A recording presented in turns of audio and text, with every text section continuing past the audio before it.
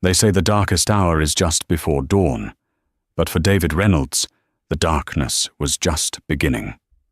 He walked through his front door at 6 a.m., smelling like cheap perfume and another woman's secrets, expecting a shower and a lie. What he found instead was a silence so loud it shattered his life. No screaming wife, no packed bags, just a single manila envelope sitting on the kitchen island, and a realization that while he was out playing games, his wife, Sarah, had been winning the war. Stick around, because this isn't just a divorce story. It's a masterclass in revenge. The distinct metallic click of the deadbolt sliding back echoed through the foyer of the sprawling colonial house in Chestnut Hill. It was 6:14 a.m. on a Tuesday. The sky outside was a bruised purple, threatening rain, the kind of heavy, humid morning that made your clothes stick to your skin. David Reynolds stepped inside, closing the door with a practiced softness. He held his breath, listening. He expected the rhythmic thump-thump of Sarah's treadmill from the home gym, or perhaps the hiss of the espresso machine in the kitchen. Silence. He exhaled, his shoulders dropping. Safe. David was a handsome man, though the morning light was doing him no favors. At 42, he had the jawline of a news anchor and the eyes of a man who believed his own lies. He rubbed his face, his hand rasping against the stubble. He smelled of stale gin, the distinct, cloying vanilla scent of Jessica's body lotion, and the underlying metallic tang of guilt, though he had long ago learned to suppress that last one. "Sarah," he called out, his voice a cracked whisper. He cleared his throat. "Sarah? You up?" He moved toward the kitchen, his Gucci loafers making no sound on the hardwood. He was already rehearsing the script. The deal ran late. The clients wanted to go to that cigar bar downtown. My phone died. I didn't want to wake you when I got in at 3, so I crashed in the guest room. Wait, no, I just got home. He needed to be careful. He pushed open the swinging door to the kitchen. It was a masterpiece of modern design. Carrara marble, Viking appliances, an island the size of a small boat. It was the kitchen Sarah had designed 3 years ago, arguing over grout colors with the contractor, Tony, while David checked his watch and texted his first mistress, a paralegal named Courtney. The kitchen was pristine. Too pristine. Usually there was a half-empty mug of herbal tea near the sink, a chaotic stack of mail on the counter. Sarah's iPad propped up with the morning news. Today, the surfaces were bare, except for the island. Right in the center of the marble expanse sat a single object, a thick, yellow manila envelope. David frowned. He walked over, his footsteps feeling heavy now. He saw a set of keys next to the envelope. Her keys, the ones with the little leather fob he'd bought her in Florence 5 years ago. Next to the keys was her wedding ring. The 3-carat oval diamond caught the grey morning light and threw it back coldly. His stomach did a slow, sickening flip. "Sarah!" he shouted, panic finally piercing his hangover. He ran to the stairs, taking them 2 at a time. "Sarah!" He burst into the master bedroom. The bed was made, not just made, but stripped and remade with the guest linens, the stiff, white ones they never used. The closet doors were wide open. He froze. Sarah's side of the walk-in closet was empty. It wasn't just that her clothes were gone. It was the completeness of the erasure. The hangers were gone. The shoe racks were bare. The shelves where she kept her collection of vintage handbags were wiped clean. Even the smell of her, that subtle mix of lavender and rain, seemed to have been scrubbed from the air. He rushed to the bathroom. Her vanity was cleared. No toothbrush, no serums, no hairbrush with stray blonde strands. She hadn't just left. She had uninstalled herself from his life. David ran back downstairs, his heart hammering against his ribs like a trapped bird. He snatched up the yellow envelope on the kitchen island. It wasn't sealed. He pulled out the stack of documents. The paper was heavy. Legal bond. The header at the top was bold and uncompromising.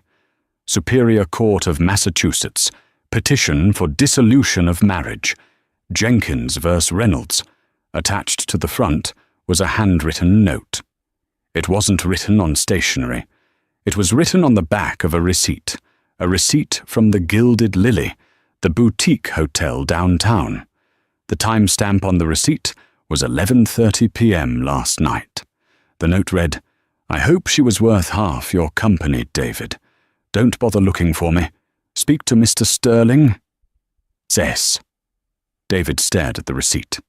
The Gilded Lily. His blood ran cold. That was where he had been last night. That was where he had been with Jessica. He looked at the room number printed on the receipt. Room 412. David and Jessica had been in room 414. Sarah had been in the room next door. All night. To understand how Sarah Jenkins, a woman known for her patience, her soft voice, and her charity galas, executed a disappearance worthy of a spy novel, you have to go back 6 months. The marriage hadn't exploded all at once. It had eroded, like a cliff face battered by the sea. They had been married for 12 years. They had met at UPenn. David was the charismatic business major with big dreams and empty pockets.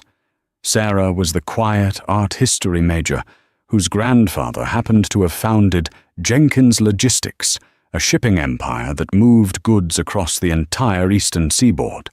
David always claimed he didn't know about the money until after the second date.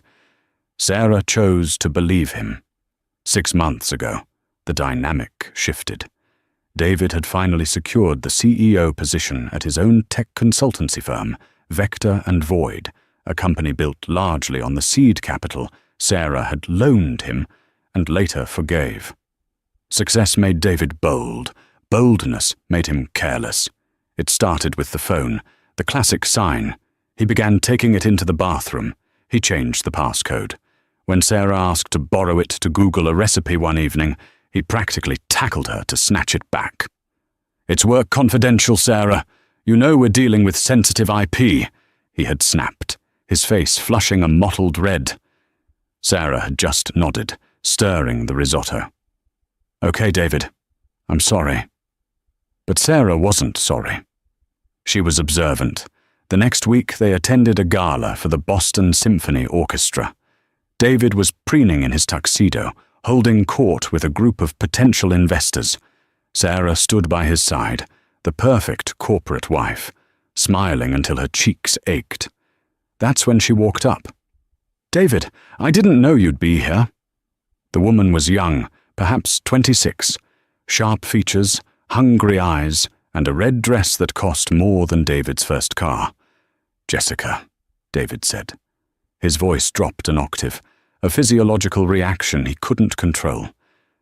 "Sarah, this is Jessica Miller. She's the new aggressive sales lead we hired." "A pleasure," Jessica said, extending a hand. Her grip was firm, her nails manicured into sharp talons. She didn't look at Sarah. She looked through Sarah. "Jessica has been instrumental in the new merger," David added, nervous energy radiating off him. "Oh, David is too kind," Jessica purred, placing a hand on David's forearm. She left it there a second too long. "He's the genius. I'm just along for the ride." Sarah saw it. The electricity. The way David leaned into her touch instead of pulling away. The way Jessica's eyes flickered to David's lips when he spoke. It wasn't just a flirtation. It was an established intimacy. Sarah didn't make a scene. She didn't throw her wine in Jessica's face. She simply took a sip of her Pinot Grigio and smiled. "It's lovely to meet you, Jessica," Sarah said. "David speaks so highly of his team." Later that night, in the car ride home, David was euphoric. "Did you see how impressed the Peterson brothers were? We're going to close that deal, Sarah. We're going to be billionaires." "That's wonderful, honey," Sarah said, staring out the window at the passing streetlights. "You're quiet," David noted, loosening his tie. "You okay?" "Just tired," she lied. She wasn't tired. She was calculating. The next day, Sarah did something she had promised herself she would never do. She didn't snoop through his phone. She didn't follow him. She called her grandfather's old lawyer, Arthur Sterling. Arthur was 70 years old, a man who wore three-piece suits in July and scared other lawyers simply by clearing his throat. He had managed the Jenkins family trust for 40 years. He loved Sarah like a daughter, and he had never trusted David. "Sarah, my dear," Arthur's gravelly voice came over the line. "To what do I owe the pleasure?" "Arthur," Sarah said, her voice steady, "I need you to look into something for me. Financially." "Is it David?" Arthur asked immediately. "Yes. I want to know where the money is going, specifically the consulting fees from the last 2 quarters. I'll have a forensic audit done by Friday. Anything else?" "Yes," Sarah said. "I need you to recommend a private investigator. The best one you know. Someone who doesn't exist on paper." There was a pause on the line. Then Arthur let out a low, grim chuckle. "I have just the man. His name is Cole. He's expensive, Sarah."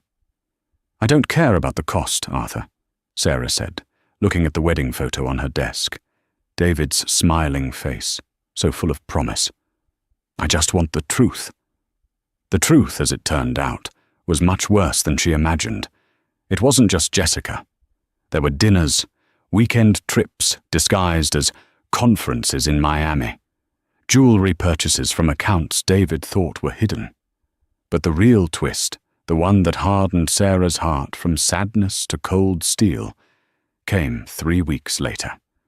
Cole, the investigator, met Sarah in a park, far away from their home. He handed her a USB drive and a folder. "The photos are in there," Cole said, lighting a cigarette. "Standard stuff. Hotels, restaurants, hands in places they shouldn't be. But you should look at the audio transcript on the last page." "Audio?" Sarah asked. "I bugged his car," Cole shrugged. "You pay for the premium package, you get the premium service." Sarah opened the folder to the last page. It was a transcript of a conversation between David and Jessica from 2 days prior. "David, I can't just leave her yet, Jess. You know that." "Jessica, why? You said you were bored? You said she's a frump." "David, it's not about her. It's the Jenkins Trust. Her grandfather set it up so that on her 40th birthday, which is in 6 months, the full control of the logistics fleet transfers to her. If I'm still her husband, I get a seat on the board. I get access to the shipping lanes for Vector and Void." "Jessica, and once you have the seat?" "David, then I file.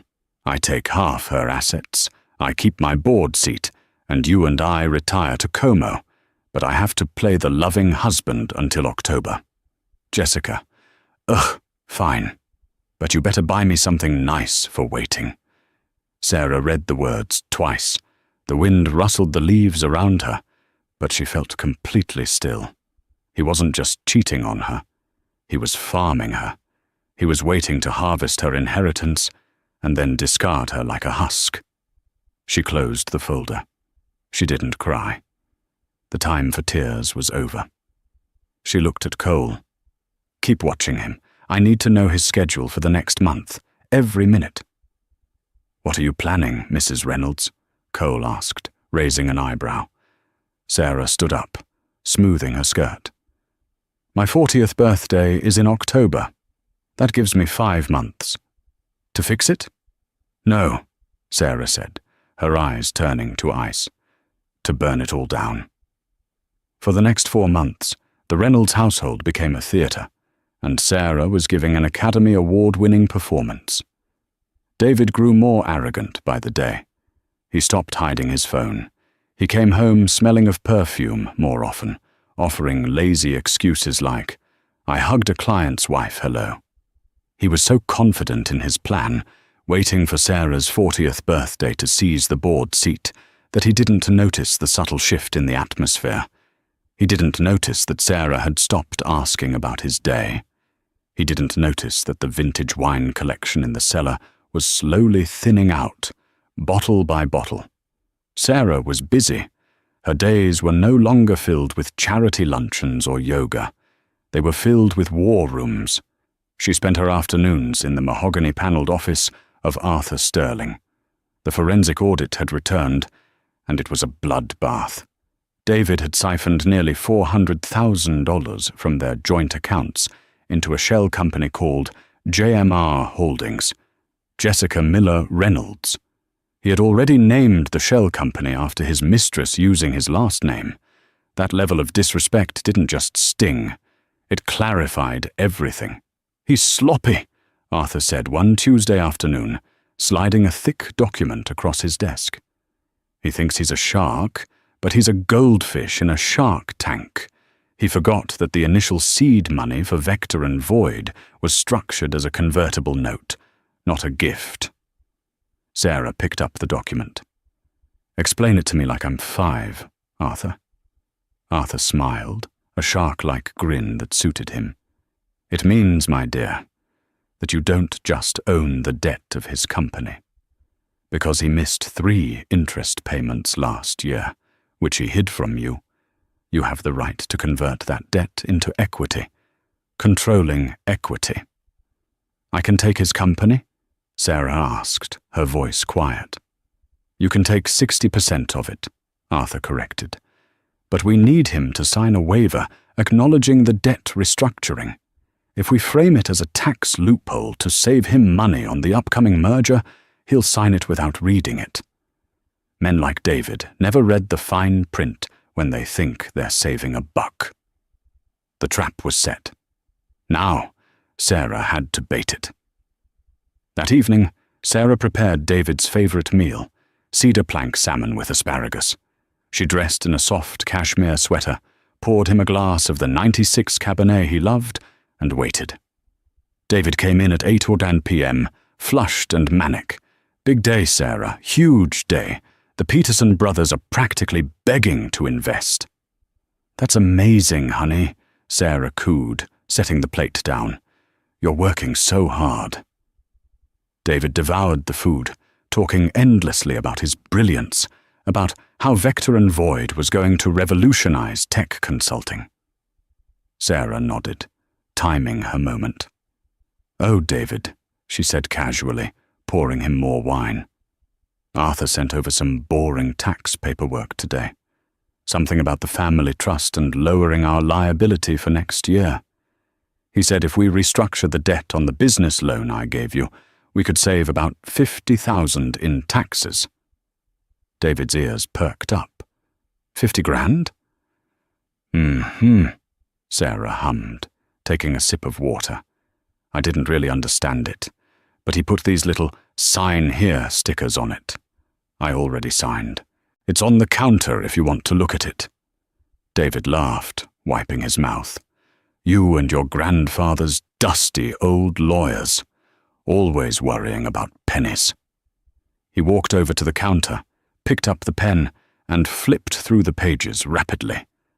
Sarah's heart hammered against her ribs. If he read Clause 4, Section B, he would see that he was signing away majority control of his life's work. "God, this is thick," David muttered. "You don't have to sign it tonight," Sarah said, feigning indifference. She stood up and started clearing the table. "I can just tell Arthur we're not interested in the deduction." No, David said quickly. $50,000 is $50,000. He didn't read it. He signed his name with a flourish on the last page. David A. Reynolds. "Done," he said, tossing the pen down. "Easy." Sarah turned away to hide the cold smile spreading across her face. "Thanks, honey. You're so good at handling the business side of things." The next phase involved the house. The prenuptial agreement stated that anything acquired during the marriage was marital property, subject to a 50-50 split unless it was a direct inheritance. The house was bought with Sarah's inheritance, but David had put his name on the deed for credit purposes years ago. She needed him off the deed. 2 weeks later, Sarah staged a breakdown. She cried about the pressure of the upcoming board transfer. She told David she was terrified of being sued by disgruntled trucking unions once she took over Jenkins Logistics. "They could take everything, David," she sobbed into his chest. "They could take the house." David, smelling an opportunity to look like a hero and protect his future asset, patted her hair. "Shh, it's okay. What do you want to do?" Arthur says, "He says if I transfer the house solely into a liability protection trust, the unions can't touch it. But I can't be the trustee. It has to be you. But the deed has to be in the trust's name, not ours." David's eyes lit up. He thought she was giving him control of the house via the trust. "I'll do it, Sarah," he said solemnly. "I'll protect us." He signed the deed transfer the next day. What he didn't know, because, again, he didn't read the trust bylaws Arthur had drafted, was that the Reynolds Liability Trust had a dissolution clause. Upon the filing of divorce by the primary beneficiary, Sarah, the trust would dissolve and the asset would revert entirely to the original purchaser. Sarah. He had just legally gifted her the house back, thinking he was stealing it. By late September, the web was complete. Sarah owned his company. Sarah owned the house. And thanks to the PI, Sarah had the date of his final betrayal. David told her he had a strategy retreat at the Gilded Lily Hotel on the night of September 30th. He claimed it would be an all-nighter with the Peterson brothers. Cole, the PI, confirmed the reservation. Room 414, booked under Mr. and Mrs. Smith. "So cliché," Sarah whispered to herself, looking at the calendar. September 30th. That was the night.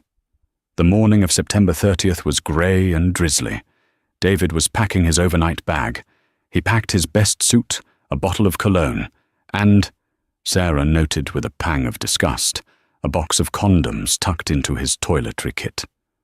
"I'll probably be home early tomorrow morning," David said, kissing her on the cheek. His lips felt like dry leaves. "Don't wait up. The Peterson brothers can be intense." "Good luck, David," Sarah said. "I have a feeling this is going to be a night you'll never forget." He laughed, grabbed his bag, and walked out the door. As soon as his Porsche pulled out of the driveway, Sarah's demeanor changed instantly. The grieving, anxious wife vanished. The CEO emerged. She picked up her phone. "Arthur, he's gone. Execute phase 1. Within an hour, a white van pulled up to the house. It wasn't movers. It was an archival team. They weren't taking furniture. They were taking evidence. Sarah had catalogued every expensive watch, every piece of art, every asset David had bought with joint funds. These were being moved to secure storage to be appraised for the divorce settlement. Then, Sarah packed her own bag. Not for a getaway, but for a business meeting. She put on her war paint, a tailored black dress, Louboutin heels, and the diamond earrings her grandfather had left her. She drove into the city, her heart beating with a rhythm of pure adrenaline. She arrived at the Gilded Lily at 6:00 p.m. She walked to the front desk. "Check in for Sarah Jenkins," she said. She had stopped using Reynolds on reservations weeks ago. "Welcome, Ms. Jenkins. You're in room 412. "Thank you. And has the party in room 415 checked in?" The concierge tapped on the keyboard. "Yes, ma'am. About 20 minutes ago. A Mr. Smith." "Excellent." Sarah went up to her room. It shared a wall with 414. The walls in the Gilded Lily were thick, but the balconies were connected by a mere partition of wrought iron and ivy. She stepped out onto the balcony. The city rain was falling harder now.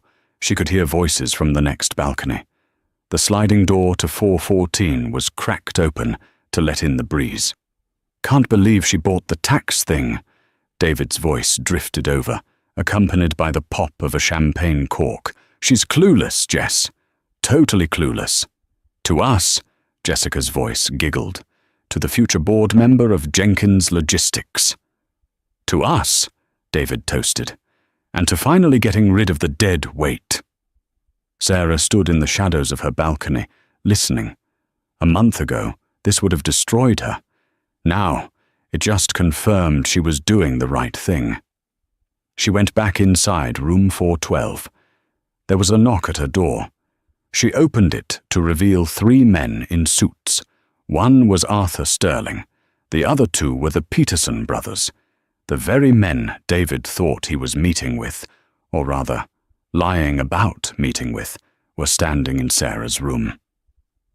"Gentlemen," Sarah said, gesturing for them to enter. "Thank you for coming." "Mrs. Reynolds, or should I say, Ms. Jenkins," the elder Peterson, a gruff man named Thomas, began. "Your lawyer said you had a counteroffer regarding Vector and Void?" "I do," Sarah said, sitting down and crossing her legs. "As of 2 weeks ago, I am the majority shareholder of Vector and Void. I hold 60% of the equity." She slid the papers David had signed across the coffee table. The Peterson brothers looked at the documents, then at each other. "David has been pitching you a merger," Sarah continued, her voice calm and authoritative. "He wants to sell you the company for $20 million. But David doesn't own the company. I do." "And what is your pitch?" Thomas Peterson asked, intrigued. "I don't want $20 million, Sarah said. "I want to liquidate. I'm willing to sell you the IP, the client list, and the software patents for $10 million. A fire sale. But the deal has to be signed tonight." The Peterson brothers' eyes widened. It was a steal. They would acquire the tech for half its value. "Why?" the younger brother asked. "Why undercut your own husband?" "Ex-husband," Sarah corrected. "And let's just say, I'm cleaning house." "Where is David now?" Thomas asked. "He told us he was in New York." Sarah smiled, a tight, dangerous smile. She pointed a manicured finger at the wall behind her. "He's in the next room, cheating on me with his assistant, spending money he no longer has." The room went silent. The Peterson brothers looked at the wall, then back at Sarah with a mixture of shock and newfound respect. In the business world, information was currency, and Sarah just proved she was the richest person in the room. "We'll sign," Thomas said, pulling out a pen. By 9:02 p.m., the deal was done. Sarah had sold David's company out from under him while he was drinking champagne 10 feet away. The funds were wired directly into a trust account David couldn't touch. Vector and Void was no longer his. He was the CEO of a shell, an empty box. Arthur packed up the papers. "You're a cold woman, Sarah," he said, but his eyes were shining with pride. "Your grandfather would have loved this." "I'm not done, Arthur," Sarah said. She took the receipt from her room service, a pot of tea and a club sandwich, and flipped it over. She wrote the note. "I hope she was worth half your company, David. Don't bother looking for me. Speak to Mr. Sterling. Or, Arthur, I need you to ensure this gets onto the kitchen island at the house before 6 a.m. I have a flight to catch." "Where are you going?" "Paris," Sarah said. "I have a new life to start, and David has a very bad morning ahead of him." She waited until midnight. She heard the sounds from room 414 die down. She walked out into the hallway, slipped the "Do Not Disturb" sign onto their door handle just to be petty, and took the elevator down to the lobby. As she stepped out into the cool night air, she felt lighter than she had in years. She didn't look back at the hotel window. She got into the waiting town car. To the airport, please," she told the driver.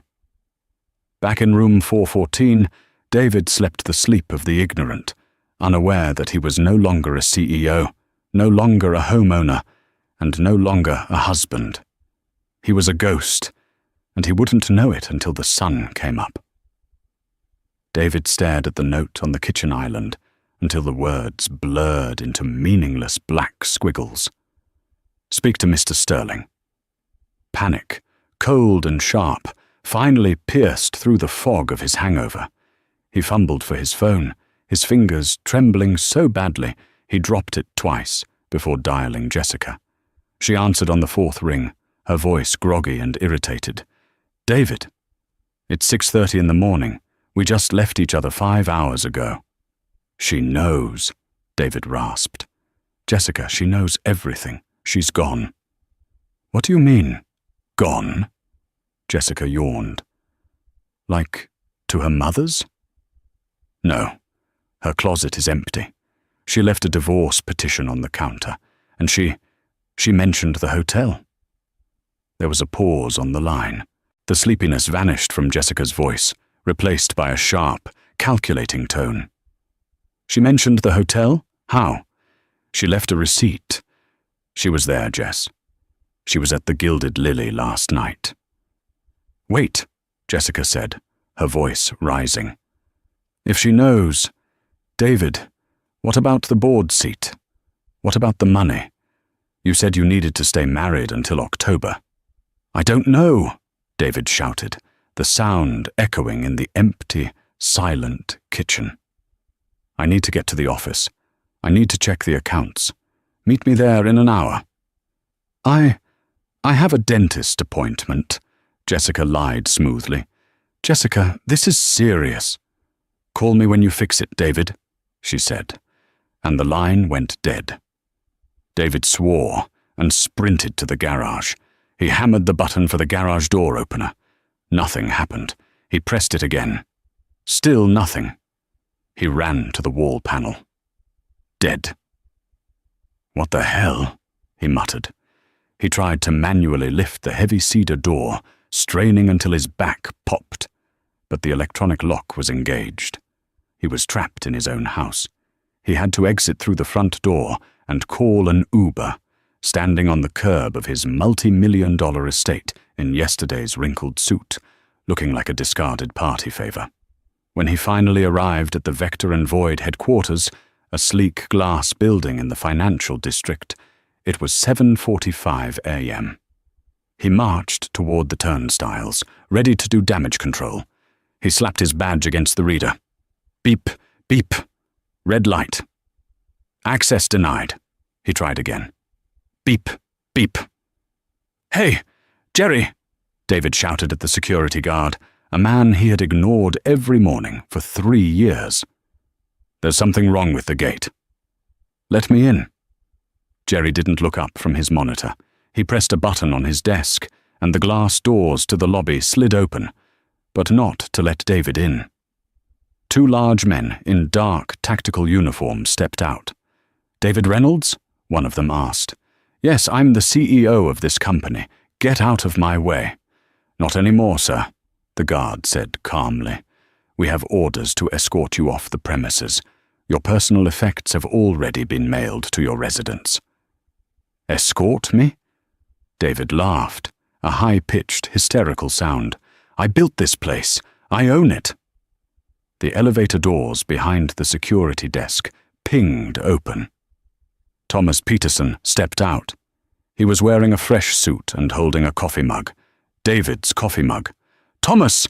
David yelled, waving his arms. "Thank God. Tell these gorillas who I am. We have a deal to sign, right? The merger?" Thomas Peterson walked over to the glass partition. He looked at David with a mixture of pity and disdain. "There is no merger, David," Thomas said, his voice muffled by the glass, but clearly audible. "We bought the assets last night from the majority shareholder." "Majority shareholder? That's me." "No," Thomas shook his head. "It was Miss Jenkins, Sarah. She held the debt, David. You signed the conversion paperwork 2 weeks ago." tax loophole, remember? The memory hit David like a physical blow. The dinner. The wine. Sarah's sweet smile as she handed him the boring tax documents. 50 grand is 50 grand, he had said. He hadn't saved 50 grand. He had signed away a company valued at $40 million. She can't do that, David stammered, gripping the turnstile. That's fraud.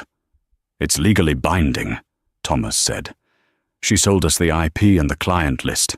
Vector and Void is just a shell now. It's bankrupt, David.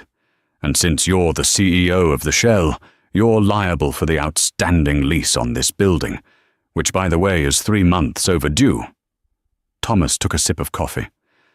You should probably go, David, before we call the police for trespassing. David stumbled back onto the sidewalk. The morning rain had started again.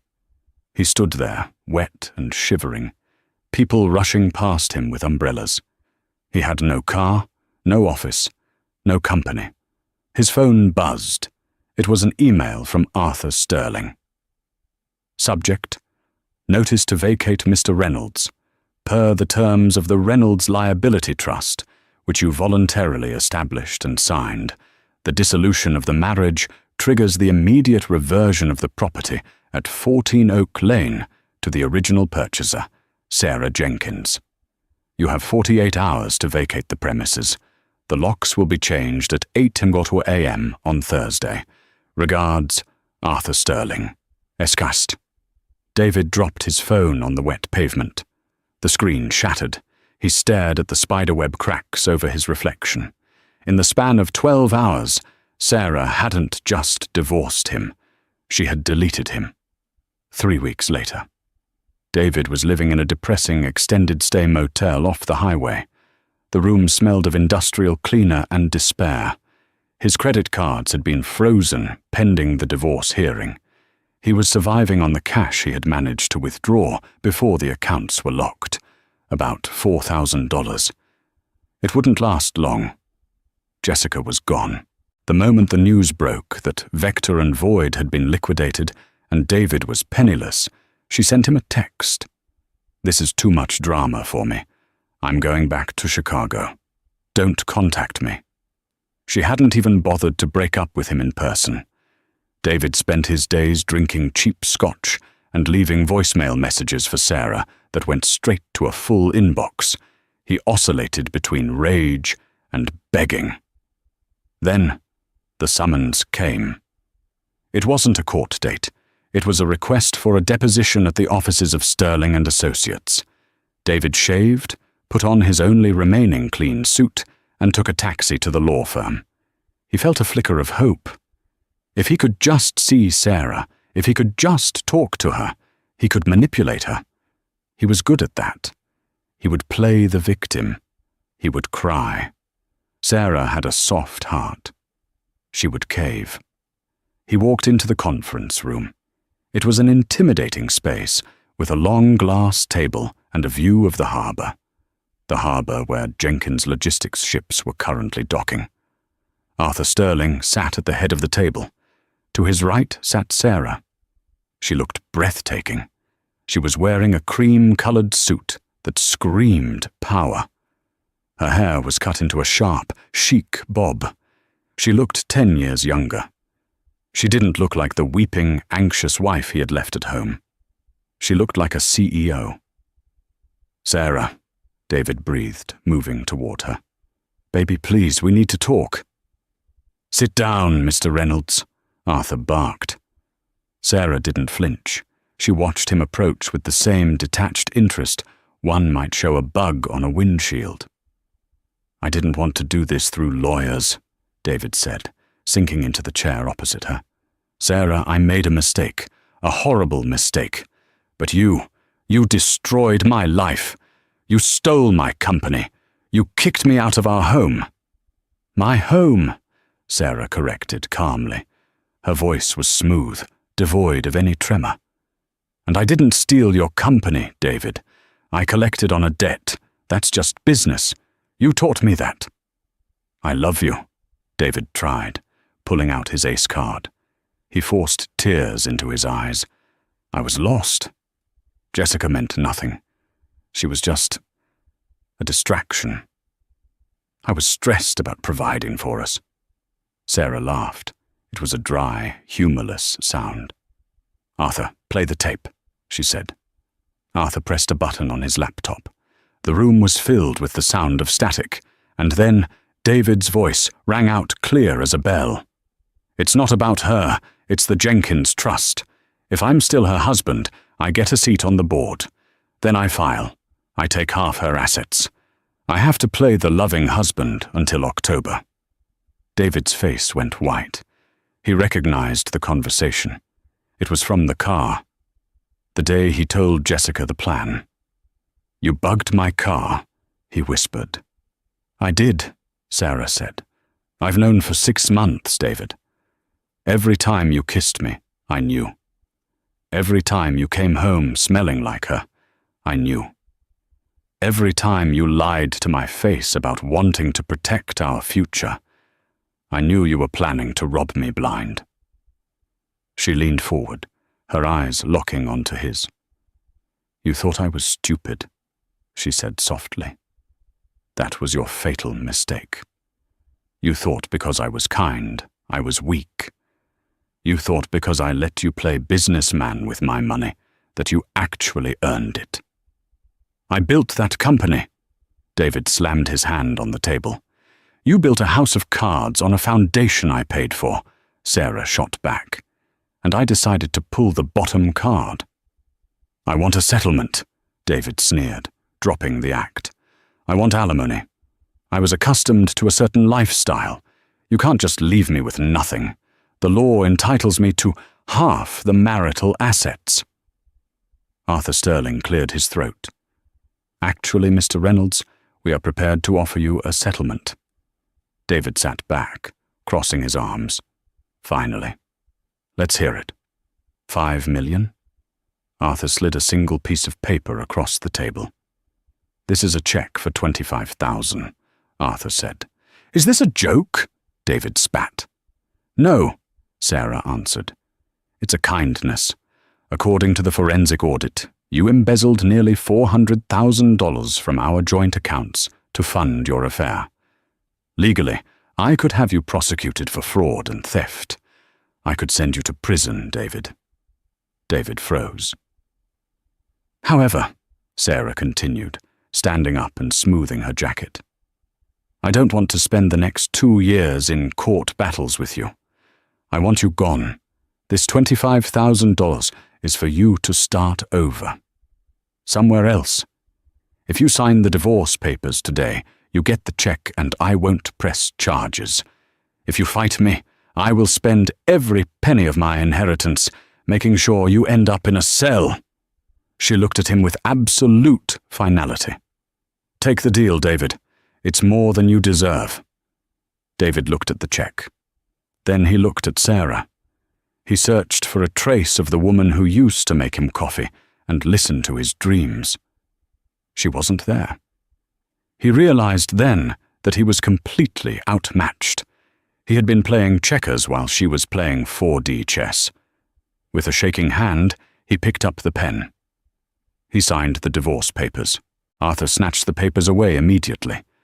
Sarah placed the check on the table. "Goodbye, David," she said. She turned and walked toward the door. "Sarah," David called out, his voice cracking.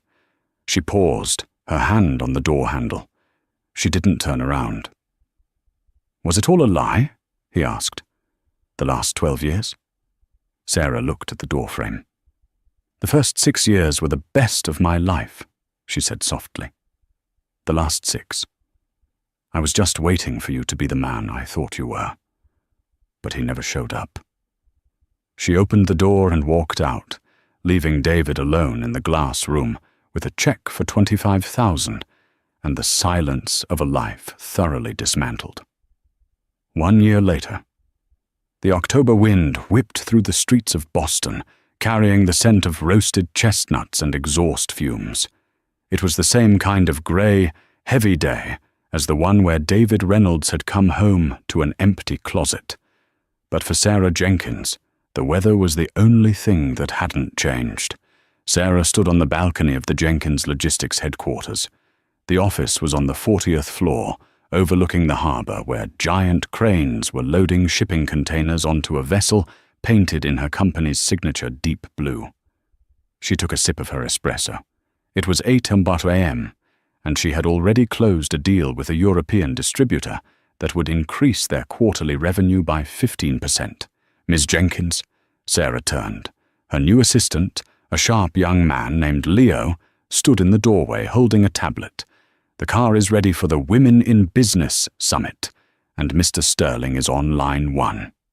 Put Arthur through, Sarah said, walking back to her desk, a slab of reclaimed wood that looked far more imposing than the marble island she used to cry over. Sarah, Arthur's voice boomed over the speakerphone. I just wanted to congratulate you. The stock price hit an all-time high this morning. We worked hard for it, Arthur. Sarah smiled. How are you enjoying retirement? I'm bored to tears. I might come back just to annoy you. By the way, I thought you should know. A discrepancy popped up in the final tax audit for the dissolution of the Reynolds Trust. It's settled now, but it required us to track down Mr. Reynolds for a signature. Sarah's hand paused over her laptop. She hadn't said his name in months. And? He's in Ohio, Sarah. He's working as a regional sales rep for a paper supply company. He's living in a studio apartment. He signed the papers without reading them. Old habits die hard. Sarah felt a strange sensation in her chest. It wasn't pity. It wasn't joy. It was simply indifference. The man who had once been the sun around which her entire world orbited was now just a signature on a tax form in Ohio. Thank you, Arthur, she said. I have to run. I'm keynoting the summit. Go get 'em, Tiger, the old lawyer chuckled. Sarah grabbed her coat. As she walked out, she caught her reflection in the glass doors. She wore the Patek Philippe watch she had bought for herself last month, the exact model David had always drooled over but couldn't afford. It looked better on her. Meanwhile, in Columbus, Ohio, David Reynolds sat in a grey cubicle that smelled of stale coffee and carpet cleaner. His tie was cheap polyester, and it was choking him. Reynolds, a 25-year-old manager with a patchy beard and a headset, leaned over the partition. You're under quota for the month. If you don't move 500 units of copy paper by Friday, we're going to have a conversation about your future here. I'm working on it, Kyle, David muttered, his jaw tight. The leads are weak. The leads are fine. You're just not closing. Kyle snapped, popping a piece of gum. Get on the phones. David stared at the phone. He hated the phone. Every time it rang, he hoped it was a mistake.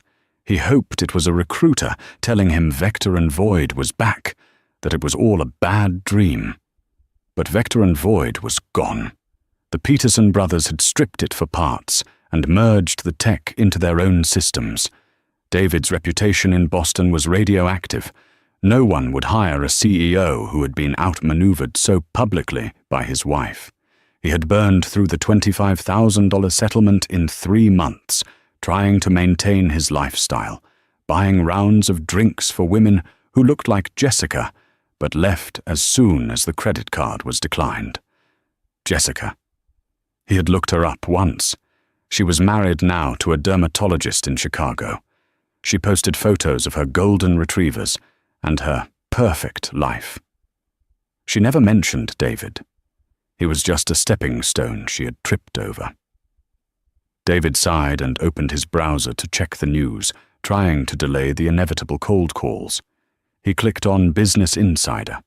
The headline on the front page stopped his heart. The Quiet Storm. How Sarah Jenkins transformed a legacy logistics brand into a modern tech giant. There she was. The photo was high definition, glossy, and terrifying. Sarah was sitting on the edge of a desk, arms crossed, looking directly into the camera. She looked powerful. She looked lethal. And she looked beautiful. David read the article, his eyes stinging. When asked about her rapid rise to success over the last year, Ms. Jenkins credits a restructuring of her personal and professional life.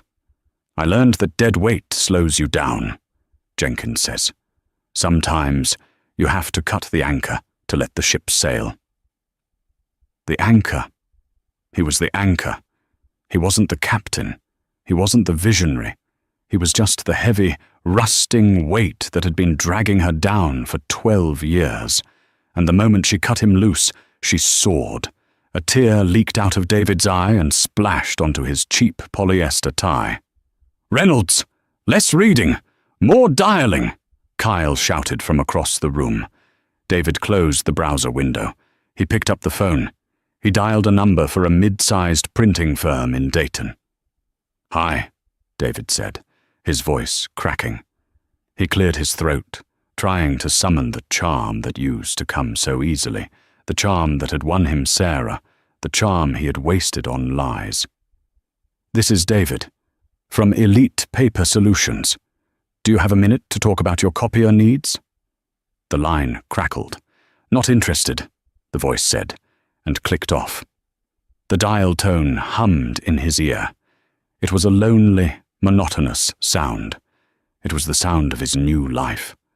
David hung up the phone. He looked at the blank screen where Sarah's face had been. He finally understood the price of his betrayal. It wasn't the money. It wasn't the house. It was the realization that he had held a diamond in his hand, mistook it for glass, and threw it away. And now he had to watch it shine from a distance, forever out of reach. David Reynolds learned the hard way that the most dangerous person in the room isn't the one shouting, it's the one listening. He thought Sarah was weak because she was quiet. He didn't realize she wasn't submitting. She was strategizing. In the end, David got exactly what he wanted. A life without Sarah. But he forgot that a life without Sarah meant a life without the woman who made him who he was.